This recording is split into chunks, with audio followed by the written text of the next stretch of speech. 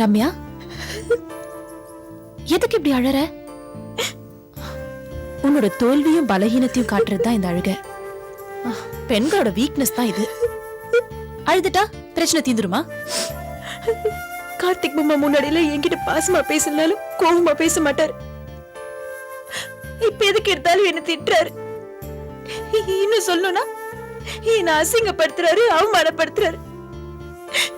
அனிதாவை நான் திட்டினதுக்காக அவர் என் மேல கோச்சிக்கிட்டது கூட பரவாயில்ல.